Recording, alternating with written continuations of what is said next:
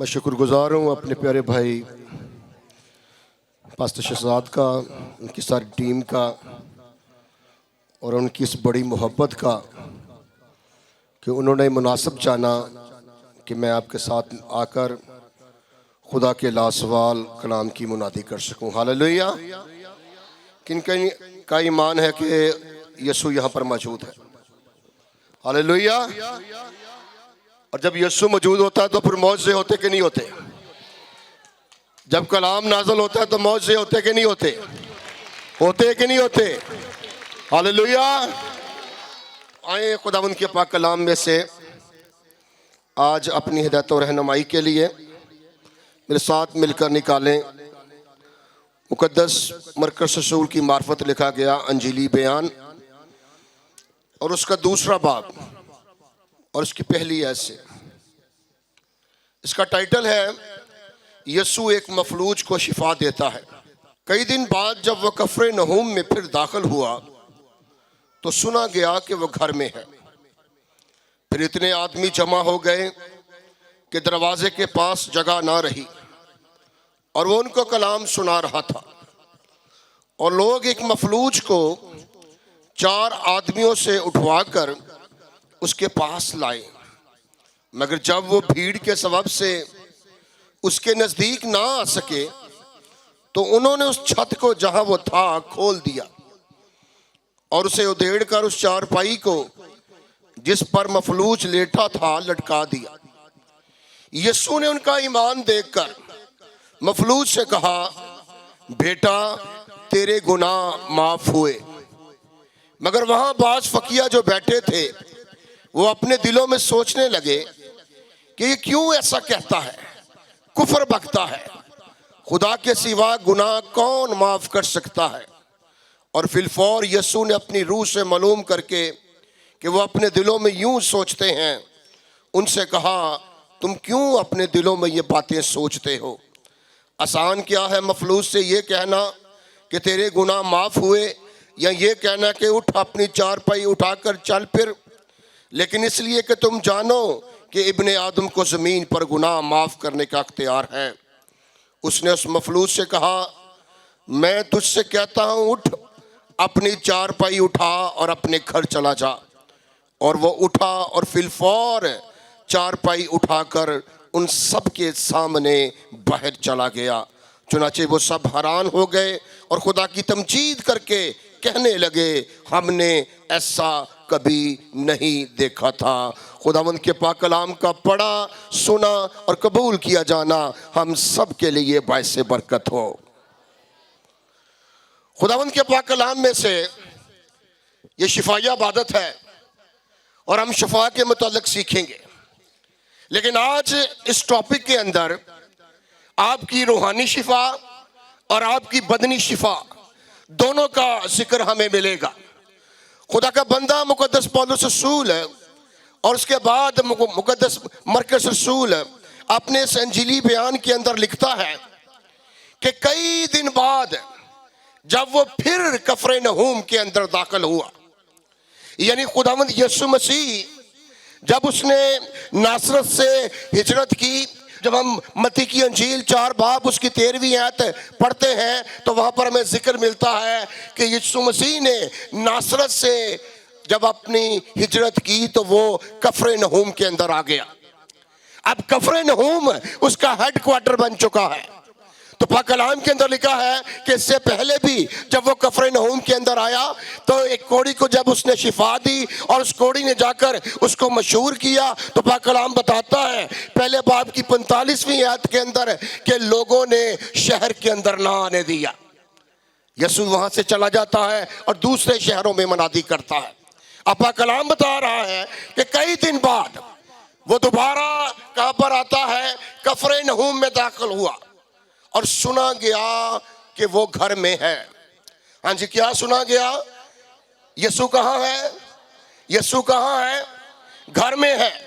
और मैं कहता हूं कि मुबारक है वो घर जो यीशु को अपने घर बुलाते हैं। मुबारक है वो घर जो यीशु को अपने घर बुलाते हैं। आपका कलाम इस बात की तस्दीक कर रहा है कि जैसे ही सुना गया कि यीशु आया है और जहां यीशु आता है वहां पर लोग खींचे चले आते हैं, और पाक कलाम हमें बताता है फिर इतने आदमी जमा हो गए, इतने आदमी जमा हो गए।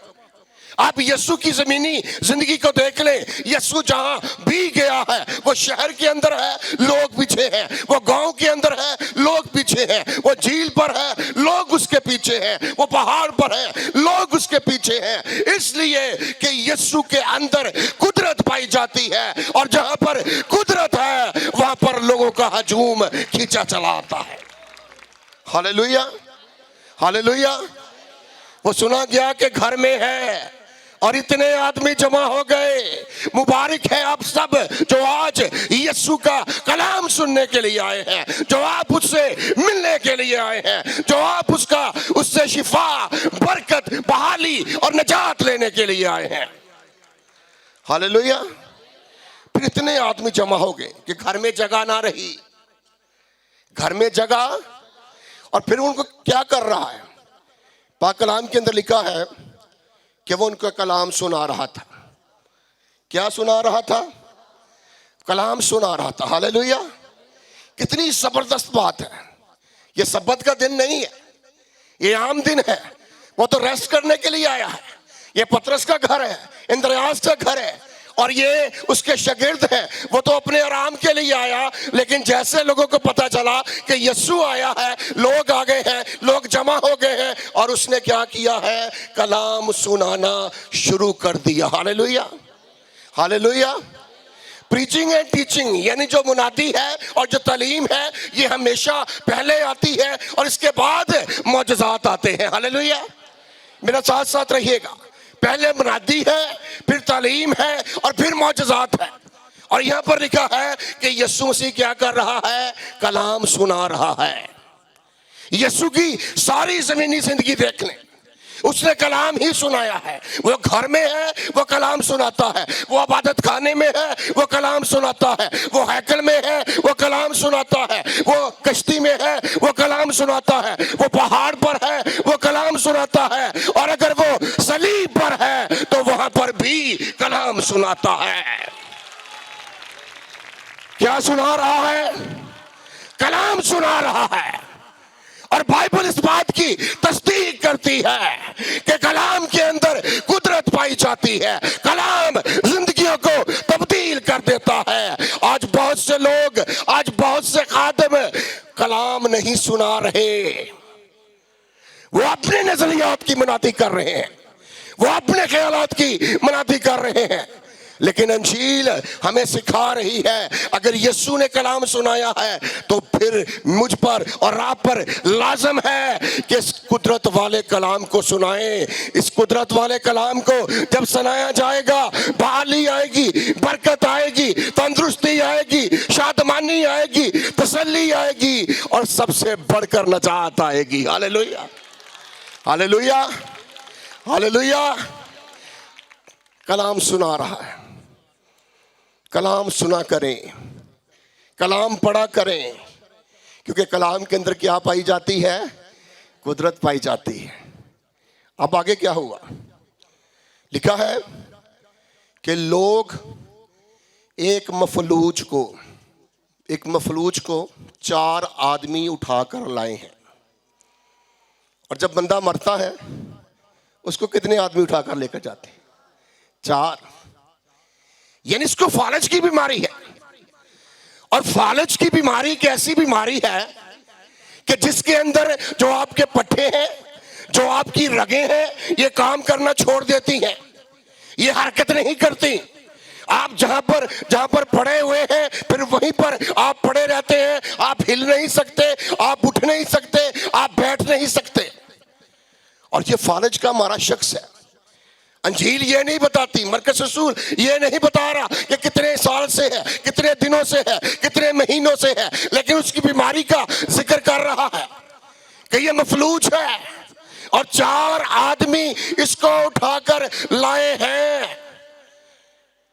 और फालज, सुनिए, फालज की बीमारी एक ऐसी बीमारी है कि जिसमें बड़े बड़े तबीबों और डॉक्टरों की जो तजर्बा है ना वो भी फेल हो जाता है, वो भी क्या हो जाता है, फेल हो जाता है। लेकिन आज जिस डॉक्टर के पास आए हैं, यहां पर कोई तजर्बा कभी फेल नहीं होता। Hallelujah, hallelujah. और लिखा है कि यीशु के पास आए। किसके पास लेकर इसको आए हैं? किसके पास लेकर आए हैं? किसके पास लेकर आए हैं? यानी अंजील हमें सिखा रही है कि जब आप बीमार हो, जब आप दुखी हो, जब आप परेशान हो, जब आप कर्ज के अंदर हो, जब आप मर्ज के अंदर हो, जब आप दुश्मन इब्लीस से सताए जा रहे हो, तो अंजील कहती है किसी के पास ना जाएं, यीशु के पास आ जाएं। यीशु के पास सारी मुश्किलों का हल है। अंजील सिखाती है बीमारी में यीशु के पास जाएं। Hallelujah, hallelujah. 4 आदमी ये दोस्त हैं। मैं कहता हूं कितने मुबारक हैं वो दोस्त जो अपने बीमारों को यीशु के पास लेकर आते हैं। Hallelujah, hallelujah, hallelujah. यानी जब आपका कोई रिश्तेदार, आपका कोई अजीज, आपका कोई बहन भाई बीमार हो, अंजील सिखा रही है अगर आप उसके दोस्त हैं तो उनको यीशु के पास लेकर आए। यीशु के पास ये तमाम रोगों का, बीमारियों का हल है। पाक कलाम के अंदर लिखा है कि यीशु के पास ले आए। अब आगे क्या हुआ? लिखा है कि जब लेकर आए हैं तो उसके नजदीक ना आ सके, उसके नजदीक ना आ सके। क्यों ना नजदीक आ सके? कि भीड़ है। क्या है? जब भी आप यीशु के पास आएंगे मुश्किलें आपको रोकेंगी।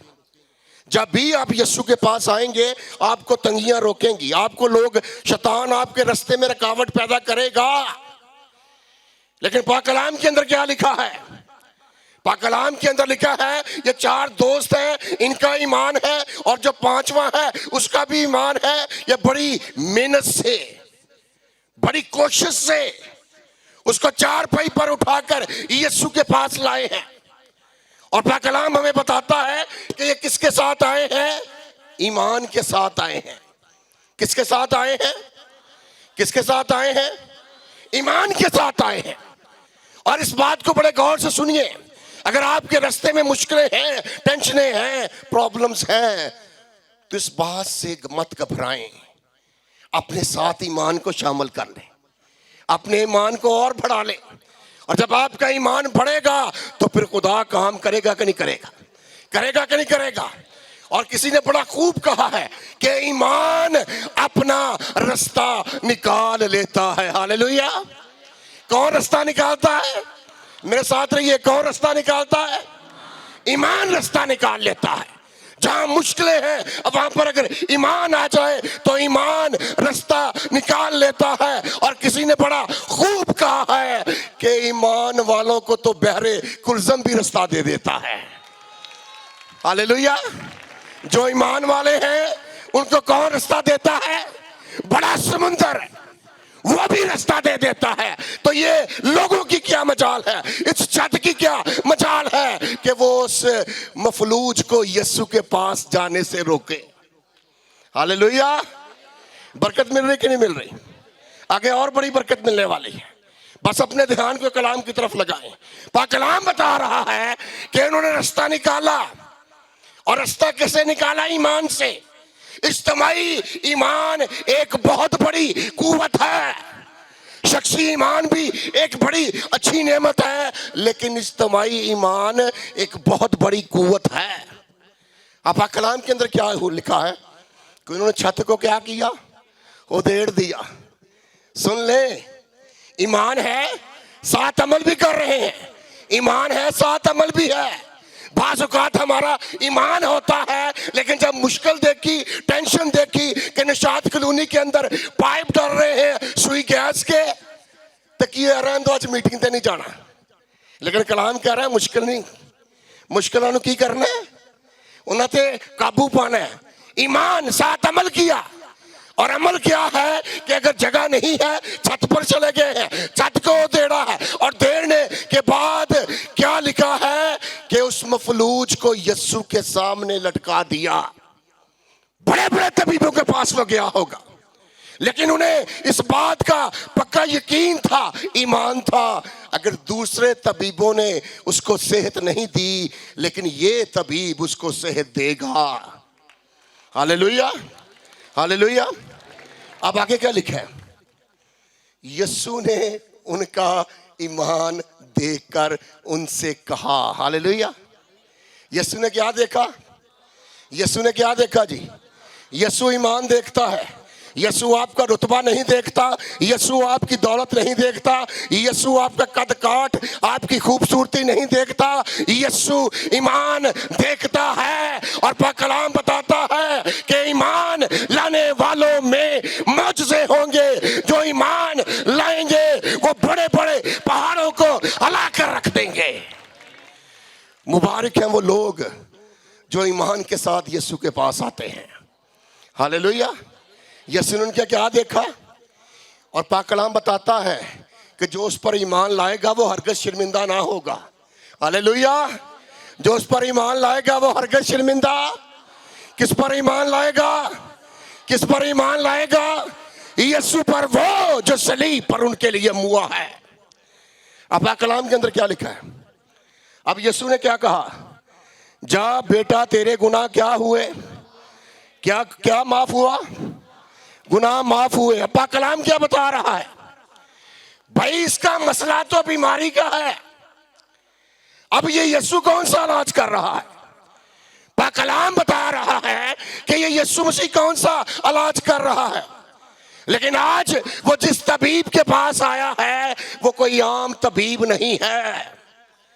ये एक ऐसा तबीब है जो तबीबे आज़म भी है और जो तबीबे वाहिद भी है, जो रूह का भी इलाज करता है और बदन का भी इलाज करता है। इस दुनिया के अंदर बड़े हॉस्पिटल हैं, बड़े डॉक्टर हैं, लेकिन वो रूह का इलाज नहीं करते। आज जो शख्सियत यहाँ पर मौजूद है जिसका नाम खुदावंद यीशु मसीह है, वो रूहों के इलाज के लिए इस जमीन पर भेजा गया ताकि वो रूहों को निजात दे, उनके बदन को निजात दे। पाक कलाम क्या बताता है? उससे कहा, बेटा, कैसे मोहब्बत भरे शफकत वाले अल्फाज हैं। यीशु शफकत से पेश आता था तो खादमों को भी शफकत से पेश आना चाहिए। क्या कहा? बेटा, तेरे गुनाह क्या हुए? अब यीशु को पता है कि बीमारी तो एक नतीजा है, इसकी वजह गुनाह है। इसकी वजह क्या है? मेरे साथ रहिए। इसकी वजह क्या है? यानी जब इसकी रूह के अंदर गुनाह आया, और यहूदी लोग कहते हैं पहले रूह गुनाह करती है, उसके बाद बदन बीमार होता है। अब कलाम बता रहा है कि पहले इसकी बड़ी वजह गुनाह थी और यीशु मसीह गुनाहों का इलाज करने के लिए दुनिया के अंदर आए थे। और पहले वो क्या माफ कर रहे हैं? गुनाह माफ कर रहे हैं। और पाक कलाम के अंदर इस बात का सबूत है। यीशु मसीह ने कहा कि इब्ने आदम खोए हुओं को ढूंढने और क्या देने आया है? निजात देने। माफी शरीयत की बुनियाद नहीं है। इस बात को बड़े गौर से सुनिएगा। माफी शरीयत की बुनियाद नहीं है, माफी मसीहत की बुनियाद है। माफी किसकी बुनियाद है? मसीहत की बुनियाद है। शरीयत कहती है कि तुझे ये फतवा तुझ पर जारी होगा, तू मरेगा, लेकिन यीशु कहता है जा बेटी, तेरे गुनाह माफ हुए, आइंदा गुनाह ना करना। माफी मसीहत की बुनियाद है और माफी यीशु देता है और अपने फजल से मुफ्त देता है। किसी कौम का हो, किसी कबीले का हो, किसी उम्मत का हो, यीशु सबको माफ कर देता है। Hallelujah, hallelujah. माफी किसकी बुनियाद है? मसीहत की। और इस बात को नोट कर लें, माफी हमें रूहानी तबाहियों से बचाती है। माफी हमें कौन सी तबाहियों से? रूहानी तबाहियों से बचाती। माफी हमारे खुदा के साथ हमारे तल्लक को बहाल करती है। माफी हमें खुदा के करीब लेकर जाती है। माफी हमें खुदा के खानदान में शामिल करती है। तो यीशु ने जो काम किया है वो ठीक किया है कि नहीं ठीक किया? ठीक किया है। पहले क्या माफी दी है? गुनाह। पहले उसकी रूह को शिफा दी है। पहले उसकी रूह को शिफा दी है। अब कलाम के अंदर लिखा है कि जैसे यीशु के मुंह से ये कलाम इलाही निकला है, तो लिखा है वहां पर फकीया भी बैठे हुए हैं, वहां पर फरीसी भी बैठे हुए हैं, वहां पर शरा के और आलम भी बैठे हुए हैं, और वो अपने दिलों में सोचने लगे। कहां पर सोच रहे हैं? जुबान पर नहीं लाए। इस बात को बड़े गौर से सुनिए, जुबान पर नहीं लाए, दिलों में सोच रहे हैं। और क्या सोच रहे हैं? ये कुफर बकता है, खुदा के सिवा गुनाह कौन माफ कर सकता है। पुराना ऐतनामा पुकार पुकार कर कह रहा है कि सिवाय खुदा के कोई गुनाह माफ नहीं कर सकता। ये यूसुफ का बेटा जो बड़ाई का बेटा है, क्या ये अपने आप को खुदा के दर्जे पर लेकर आ रहा है? क्या ये खुदा बन बैठा है? पाक कलाम हमें क्या बता रहा है? सुनिए इस बात को, ये बड़ी अहम बातें हैं। पाक कलाम बता रहा है कि यीशु ने अपनी रूह से मालूम करके, हालेलुया, यीशु ने कहां से मालूम किया? आलमे गैब। दिल की बातों को कोई जानता है? कौन जानता है? खुदा जानता है। कौन जानता है? लेकिन यहां एक शख्सियत है जिसका नाम यीशु है, वो दिल की बातों को जान रहा है। मुकद्दस सुलेमान इस बात को बड़े अच्छे तरीके से बयान करता है। पहली सलाह 3 के अंदर 8वें बाब के अंदर वो कहता है, दुनिया का अक्लमंद तरीन इंसान, मर्द हिकमत, साबे हिकमत उसको कहा गया, दनाए मशरा कहा गया। वो ये फरमाता है कि खुदा फक्त तू ही इंसानों के दिलों को जानता है। हालेलुया। और यिर्मयाह नबी, जिसको रोने वाला नबी कहा गया, वो कहता है खुदावंद तू ही दिलों, दिमागों और गुर्दों को जांचने वाला है। कोई तेरे सिवा दिल और इस माइंड से दिमाग की बातों को नहीं जान सकता। और सबूर नबी उसके बारे में बड़ी जबरदस्त बात बताता है। वो कहता है तू दूर ही से ख्याल को समझ लेता है। कहां से ख्याल को समझ लेता है? खुदा से कह रहा है, ए खुदा तू दूर ही से, ज़बूर 139 उसकी दूसरी आयत है, ए खुदा तू दूर से ही दिलों के ख्यालों को क्या करता है? समझ लेता है। तो यीशु ने जब ख्याल समझ लिया, तो फिर मैं उसको क्या बोलूं? नबी बोलूं कि खुदा बोलूं? अब बात आप पर आ गई है। भाई यीशु दिलों की बातों को जानता है। यीशु मेरे और आपके दिमाग के अंदर जो चल रहा है वो जानता है। नबी नहीं जानता, रसूल नहीं जानता, पैगंबर नहीं जानता, लेकिन यहाँ पर एक ऐसी शख्सियत है जो नबी से भी बड़ा है, जो रसूलों से भी बड़ा है, जो कहता है कि यहाँ वो है जो हैकल से भी बड़ा है, हैकल से बड़ा है। यानी खुद खुदा यीशु की शक्ल पर जमीन पर है, और वो ये दिल की बातों को समझ रहा है, जान रहा है। लेकिन ये यहूदी नहीं जान रहे, जो फकी और फरीसी है, ये इस बात को नहीं समझ रहे कि ये जो शख्सियत खड़ी है ये आम शख्सियत नहीं है, ये कामल खुदा भी है और कामल इंसान भी है। Hallelujah, hallelujah, hallelujah, hallelujah. एक बात बताएं, अगर यीशु को भूख लगती है तो इंसान को भूख लगती कि नहीं लगती? अगर यीशु को भूख लगती है तो फिर वो इंसान है कि नहीं है? फिर वो इंसान है कि नहीं है? लेकिन अगर यीशु 5 रोटियों और 2 मछलियों को बरकत दे और हजारों को खिला दे तो फिर वो खुदा है कि नहीं है? आपकी आवाज नहीं है, ये तालियां एने हजार खान ताली ताली ना वजह यीशु वास्ते। एने हजारां खान 5000 मर्दे, बच्चों की और औरतों की तादाद नहीं बताई गई, और तफसीर करने वाले कहते हैं कि हजारों ने खाना खाया है। हालेलुया। अगर यीशु थक जाए, थकता कि नहीं थकता? इंसान थकता कि नहीं थकता? अगर यीशु थक कर सुकार के कुएं पर बैठ जाए, बैठा कि नहीं बैठा? अगर वो थक जाए तो वो इंसान है। और अगर यरूशलेम के अंदर खड़ा होकर ऐलान करे, और ऐसा ऐलान करे कि जब से दुनिया बनी है और जब तक बनी रहेगी तब तक ये किसी ने ऐलान ना किया है न करेगा। और वो ऐलान क्या था? शरीयत कहती है जाओ, लेकिन यीशु कहता है थके मांदो और बोझ के दबे हुए लोगों सब मेरे पास आओ, मैं तुम्हें आराम दूंगा। तो फिर वो खुदा है कि नहीं है? मेरे साथ रहिए, फिर वो खुदा है कि नहीं है? खुदा है।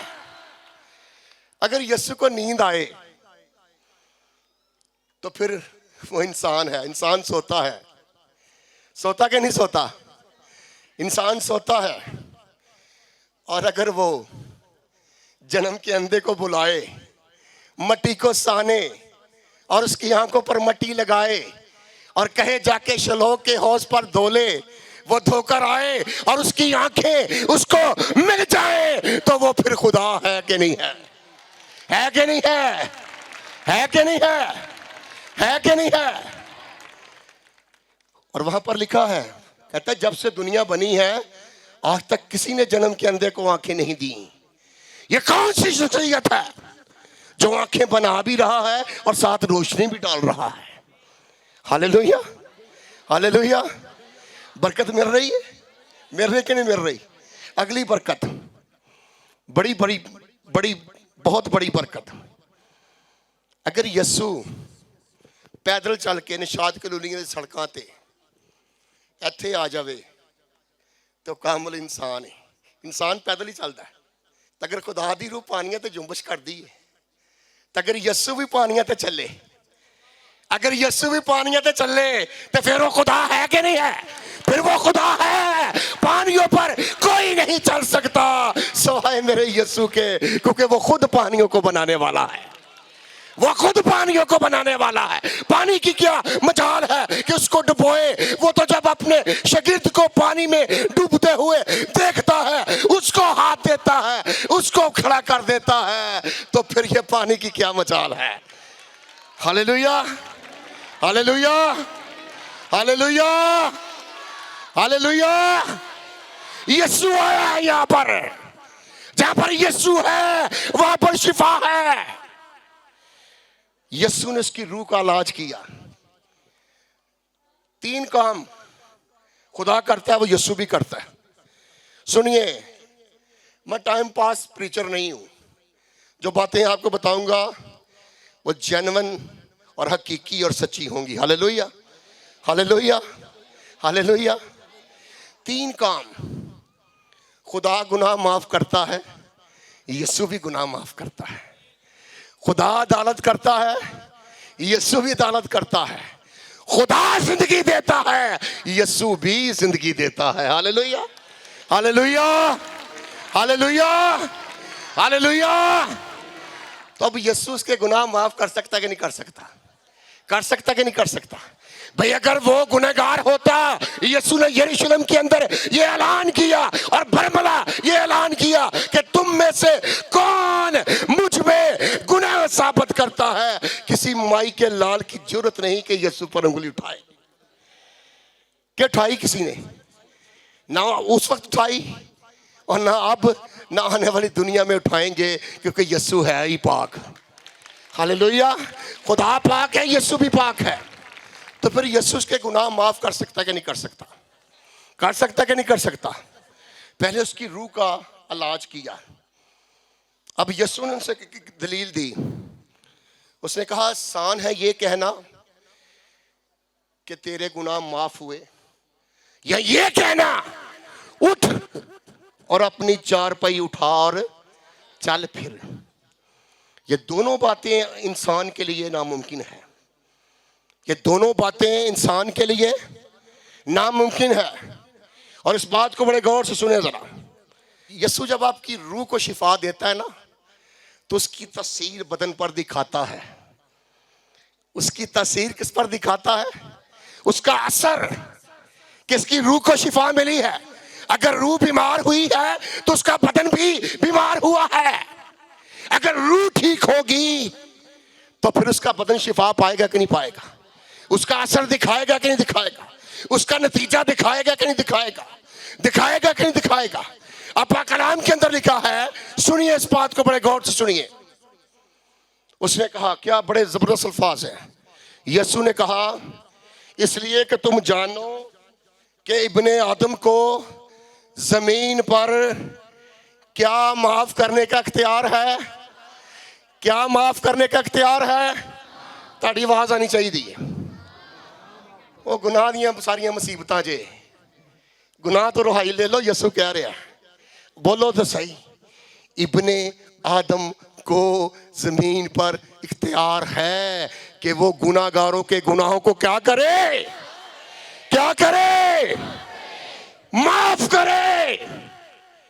भाई नबी, रसूल, पैगंबर, वली, पीर, फकीर ये माफ नहीं कर सकते, क्योंकि शरीयत कहती है कि जो मर्द और औरत के मिलाप से है वो गुनहगार है। अंधा अंधे को राह नहीं दिखा सकता, लेकिन ये जो शख्सियत है यीशु मसीह जो यहाँ पर खड़ा है, ये मर्द और औरत के मिलाप से नहीं, रूह कुद्दस की कुदरत से, माँ मरियम के बतन से पैदा हुआ है, इसलिए वो पाक है। और पाक ना पाक चीज में दूर कर सकता है। कहता कि तुम जानो इब्ने आदम को, ये यीशु का टाइटल है। और इब्ने आदम चारों अंजीलों के अंदर 81 मरतबा इस्तेमाल हुआ है। सबसे जो बड़ा टाइटल यीशु का इस्तेमाल हुआ मसीहा, वो सबसे ज्यादा इस्तेमाल हुआ पुराने अदना में भी नए अदना में भी। उसके बाद खुदावंद, खुदावंद उसका टाइटल उसके बाद दूसरे नंबर पर आता है, और तीसरे नंबर पर इब्ने आदम आता है। और ये इब्ने आदम कोई आइडियल मैन नहीं है, कोई परफेक्ट मैन की बात नहीं कर रहा, बल्कि वो इब्ने आदम डैनियल वाले इब्ने आदम की बात कर रहा है। वहां पर लिखा है कि वो कदीमुल अय्याम से है, उसको हस्मत दी जाएगी, उसको इज्जत दी जाएगी, और उसे तमाम कौमों पर इख्तियार दिया जाएगा कि वो बादशाहत करे। और वो खुदा है, और वो क्या है, और वो क्या है। अगली गाल बड़ी स्वादी है। इब्ने आदम को जमीन पर किथे जी, के आसमान थे, के आलमे रवाज, के आलमे रवाज। कलाम कहता है, यीशु कह रहा है, यीशु के अल्फाज आसमान और जमीन टल जाएंगे, यीशु के अल्फाज नहीं टल सकते। वो कह रहा है कि इब्ने आदम को जमीन पर, आसमान पर यीशु भी आपके गुनाह माफ नहीं कर सकता। सुन ले इस बात को, अगर आप जमीन पर गुनाहों में मरेंगे तो आप अबदी हलाकत में जाएंगे, लेकिन अगर आप जमीन पर अपने गुनाहों की माफी बख्शिश पाकर मुएंगे तो फिर आप फरदौस के अंदर जाएंगे। कहां पर जाएंगे, कहां पर जाएंगे भाई? जब मौत आती है, बख्शिश का, माफी का दरवाजा बंद हो जाता है। आज बहुत से लोग, बहुत से थेओलॉजिकल बड़े बड़े सेमिनारियन बड़े बड़े कह रहे हैं कि दुआएं कर लो, तुसी उठे शिफ्ट हो जाओगे, लेकिन यीशु कह रहा है जिन्हें जमीन ते माफी मिलेगी वही आसमान ते शिफ्ट होएगा। Hallelujah, hallelujah, hallelujah. तो फिर कितने माफी लेनी, जमीन ते कि किते होर जाके? भी किते होर ते माफी मिलनी नहीं, तो बेहतर है जमीन ते माफी मांग लो। मंगनी चाहिए कि नहीं मंगनी चाहिए? यीशु माफ करदा कि नहीं करदा? तुसी कहो मैं बड़ा गुनाहगार हाँ, बड़ा बदकार हाँ, लेकिन कलाम दसदा है, अंजील दसदी है कि सामरी औरत, इखलाकी तौर पर गिरी हुई औरत, लोग ਉਹਦੇ कोल खड़ा होना पसंद नहीं करते। यीशु ਉਹਦੇ कोल खड़ा हो गया, उन्हें गलबात की, उन्हें तब्दील किया कि नहीं किया, ਉਹਦਾ माजी माफ किया कि नहीं किया, ਉਹਦਾ माजी माफ किया कि नहीं किया। और को जीन की कोई उम्मीद नहीं सी, ਉਹਦੇ हाल ਨੂੰ जीन की उम्मीद च तब्दील किया और ਇਹਦੇ मुस्तकबिल ਨੂੰ महफूज कर देता। Hallelujah, hallelujah. ज़कई की सी, ज़कई की सी, मसूल लेने वाला, मती मसूल लेने वाला को मसूल लेने वाला यीशु ने माफ किया कि नहीं किया। निकोदेमुस बड़ा शरीयत ते प्राउड करता सी, कहना मैंने मेरी शरीयत बचा लेगी। यीशु ने उन्होंने क्या था कि जदों तक तू नवे सिरे तो पैदा ना होए तू फिरदौस च दाखल है ते फिर हुण की करना है। ताडे गुनाह भावें क्रिमजी रंगदे ने, अरगवानी रंगदे ने, यीशु दे लहू च कुदरत पाई जाती है कि बर्फ की मानद सफेद ते ऊन की मानद उजले कर देंदा। Hallelujah hallelujah. यीशु दे खून तो सवा कोई ताडे रूह के दाग नू साफ नहीं कर सकता, कोई साफ नहीं कर सकता। बाइबल बयान करती है पुराने अदरम की कुर्बानियां ढांपती हैं, लेकिन यीशु ढांपता नहीं, साफ करता है, रिमूव कर देता है। हालेलुया। हाँ जी, रूहानी शिफा मिल गई उन्होंने किसी ने नहीं वेख्या कि वेख्या हुण यीशु का नतीजा दिखाने लगा। यीशु ने उसे कहा उठ और अपनी क्या उठा। बड़ी स्वाद की गल है, सुनने वाली है। उसने कहा उठ और अपनी, मेरे साथ रहिए, अपनी क्या उठा, मेरे साथ रहिए, क्या उठा, अपनी चारपाई उठा जिस पर तू लेटा हुआ आया था, अब तू उसे उठा। जो तेरी बीमारी की अलामत थी अब वो तेरी सेहत की अलामत होगी। किसकी अलामत होगी? पहले बीमारी की अलामत थी, जब वो चारपाई पर था वो बीमारी की अलामत थी, जब वो खुद उठा लेगा तो ये सेहत की अलामत होगी। हालेलुया।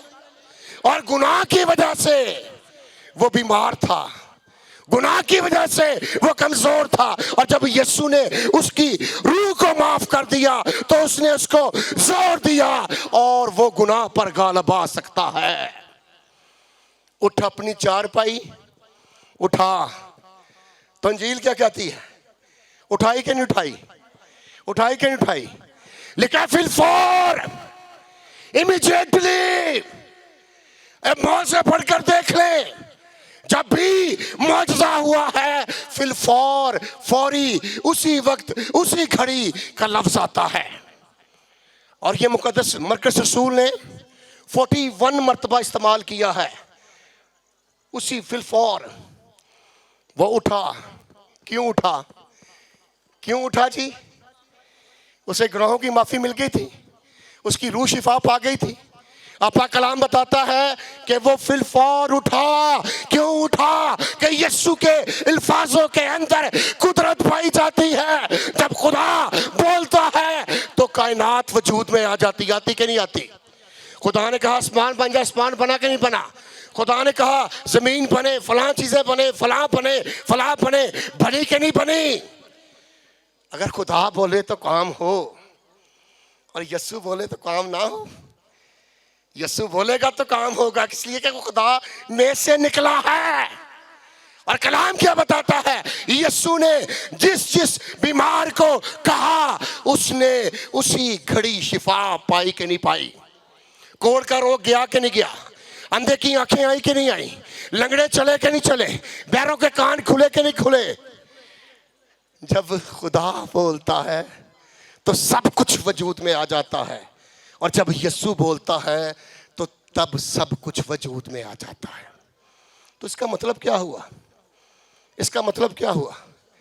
कि जब यीशु बोलता नबी नहीं बोलता, जब यीशु बोलता रसूल नहीं बोलता, जब यीशु बोलता तो कोई पैगंबर नहीं बोलता, बल्कि जब यीशु बोलता है तो समझे खुदा बोलता है, यहोवा बोलता है, एलोहीम बोलता है। क्योंकि जो काम खुदा के में मेरा यीशु भी करता है। वो उठा, वो पट्टे, उनके अंदर ताकत आई कि नहीं आई? रगों के अंदर ताकत आई कि नहीं आई? वो चला कि नहीं चला? उसकी बदन की शिफा को सब ने देखा, और पाक कलाम कहता है सब ने तारीफ की। मुकद्दस मती कहता है डर गए, मुकद्दस मरकज कहता है हैरान हुए, और मुकद्दस लूका कहता है दंग हो गए। सब ने डिफरेंट भी क्यों हैरान हुए? कि यार ये कैसा शख्स है कि ज़मीन ते गुनाह माफ़ करी जा रहे हैं। हैरान बंदा होंदा कि नहीं होंदा। और अगली बात, यस्सु ने उसकी रूह को और उसके बदन दोनों को शिफा दी कि नहीं दी। आखिरी बात है, कान खोल के सुन लो, कान खोल लो, ये बात सुन लें और एक्टिव होकर ये बात सुने। ये आम बात नहीं है। आप बीमार बदन के साथ फरदौस में जा सकते हैं। आप बीमार बदन के साथ फरदौस में जा सकते हैं। वो गरीब लाजर और अमीर आदमी की कहानी सुनी है। अमीर आदमी का बदन तंदुरुस्त था कि नहीं था, लेकिन वो कहां पर गया? दोज़ख के अंदर गया। गरीब लाजर नसूरों से भरा था, उसका जिस्म कहां पर गया? आलम रवा के इब्राहिम की गोद में गया। वहां पर क्यों गया? कि उसकी रूह शिफा याफ्ता थी। आप बीमार बदन के साथ फरदौस में जा सकते हैं, लेकिन आप बीमार रूह के साथ फरदौस में नहीं जा सकते, नहीं जा सकते। आप जिस मर्जी मिशन से हैं, जिस मर्जी डिनोमिनेशन से हैं, आपका स्टेटस, आपका रुतबा, आपकी क्लर्जी जितनी मर्जी बड़ी है, आपकी दुआएं किसी को आलम रवा से फरदौस में ट्रांसफर नहीं कर सकती अगर वो गुनाहों में मरा है। बीमार बदन के साथ फरदौस में जा सकते हैं, बीमार रूह के साथ फरदौस में नहीं जा सकते। आज से 30 साल पहले, 25 साल पहले जब हम दुकान पर जाते थे, डैजी ने पता होगा, डैजी म्यूस वालों जो चीज़ लेंदे सो तो चीज़ तो बाद की मिलता सी? झुंगा मिलता सी ना, मिलता सी ना झुंगा। आखिरी बात है सर, झुंगा मिलता सी ना। और वो जो आदमी झुंगा देता था, आप सौदा खरीदते थे, वो झुंगा देता था। और जो बंदा झुंगा देता था उसकी दुकान ज़्यादा चलती थी कि नहीं चलती थी? बच्चे उत्थे ही जाते से, डैजी जाता रहा। डैजी ने पता सी कि तो झुंगा मिलता है। डैजी मेरा पुराना 40 साल पुराना दोस्त है जी। जाते हैं। अब सुने इस बात को, बड़े अहम बात है। और यीशु मसीह किस बात का सौदा लेकर आया? नजात का सौदा लेकर आया। कौन सा सौदा लेकर आया यीशु? मेरे साथ रहिए। कौन सा सौदा लेकर आया यीशु? उसने क्या ऐलान किया? उसने कहा कि इब्ने आदम खोए हुओं को ढूंढने और क्या देने आया है? क्या देने आया है? क्या देने आया है? और जब आप निजात के लिए उसके पास आएंगे, उसे अपना मुनजी मानेंगे, उसे अपना खुदावंद मानेंगे, उसे अपना खुदा मानेंगे, तो वो आपकी रूह को शिफा देगा और बदन की शिफा आपको चुंगे में दे देगा। बदन की शिफा कैसे मिल जाएगी? कैसे मिल जाएगी? तो फिर आप पर फैसला है कि चुंगा लेना है कि सौदा लेना है। सौदा नजात है, सौदा यस्सु है। सौदा कौन है? सौदा कौन है? तो फिर अपनी रूह दी शिफा लवो, ताड़ा बदन ऑटोमैटिकली शिफा पा जाएगा। Hallelujah, hallelujah. तो फिर यस्सु के ईमान लियाना कि नहीं लियाना? कौन कौन यस्सु पर ईमान लाना चाहता है? अपनी रूह की शिफा के लिए, अपनी निजात के लिए। Hallelujah, hallelujah. मेरी आपसे दरख्वास्त है, यस्सु में जिए, यस्सु में मरें। ज़मीन भी आपकी, आसमान भी आपका। खुदावंद आप सबको बड़ी बरकत दे। अगर आप चाहते हैं कि आप 24 घंटे खुदा के खादिम पास्टर शहजाद के साथ राब्ते में रहें और खुदा का खादिम आपके लिए दुआ करे, तो आप हमारे इस YouTube चैनल को, जो कि पास्टर शहजाद सदीक ऑफिशियल के नाम से है, इसे सब्सक्राइब करें और बेल आइकॉन को भी प्रेस करें। God bless you all.